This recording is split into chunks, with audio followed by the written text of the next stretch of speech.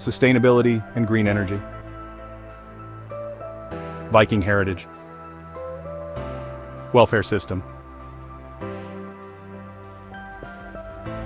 new Nordic food. Welcome to Denmark Explained, where we explore the rich tapestry of Danish culture, one captivating story at a time. What does a massive Arctic island have to do with a small Scandinavian country? And how did Denmark come to control Greenland, one of the most remote places on Earth? Today we're diving deep into a surprising and complex relationship that shaped both nations, and still affects them to this day. But before we continue, please support the channel by pressing the like button, share and hit subscribe. And if you want to see more, remember to click on the playlist link below in the description. Thank you. Hi everyone, welcome back to Denmark Explained, the channel where we make Danish history, culture and society simple and fun, even if you've never been to Denmark before.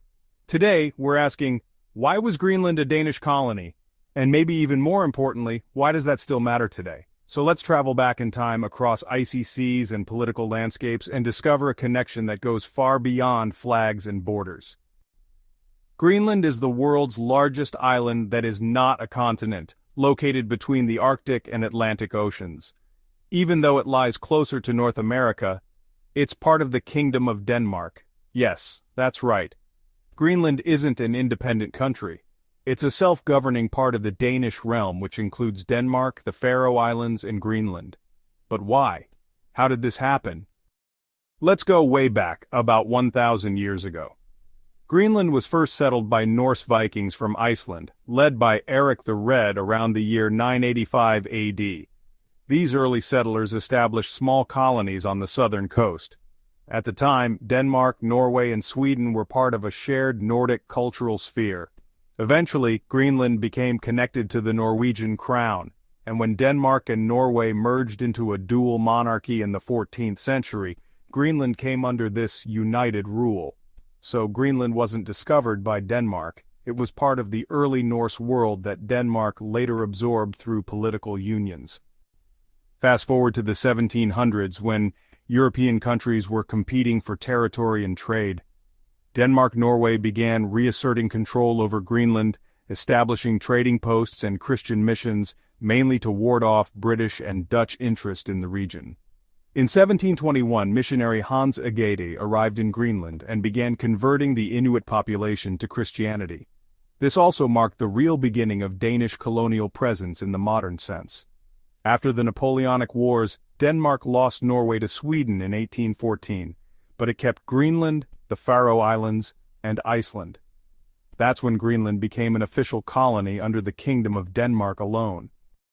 You might wonder, why colonize Greenland at all? Well, for Denmark, Greenland was important for a few reasons. Its strategic location in the North Atlantic, natural resources including fish and later minerals, and also for scientific exploration and Arctic prestige. Although Denmark didn't exploit Greenland in quite the same way colonial powers did in Africa or Asia, the relationship was still imbalanced. Greenlanders had little say in their governance, economy, or education until much later. In 1953, Denmark changed Greenland's legal status from a colony to a province, granting Danish citizenship to Greenlanders. But, the journey toward autonomy didn't stop there. In 1979, Greenland was granted home rule, meaning it could govern its own internal affairs. Then, in 2009, it gained self-government, giving even more power to Greenland's own parliament. Today, Greenland handles its own domestic policy, but Denmark still controls foreign affairs, defense, and currency. And of course, Greenlanders are Danish citizens. The modern relationship is built more on partnership than colonization, but it took a long time to get there. This history shapes how Denmark sees itself today as a small country with a global reach. It also affects Greenland's path toward potential independence.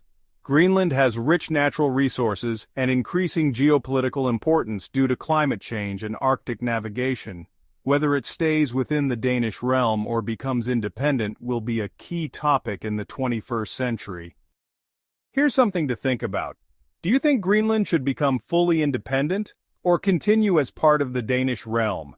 Type A for independence or B for partnership with Denmark in the comments. Greenland was never just a colony in the traditional sense.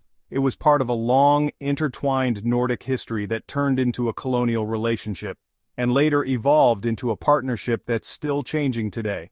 If you enjoyed learning something new about Denmark-Greenland and their fascinating shared story, don't forget to like, subscribe, and hit the bell so you don't miss the next episode of Denmark Explained. We hope you enjoyed this video. Feel free to share your thoughts in the comments below.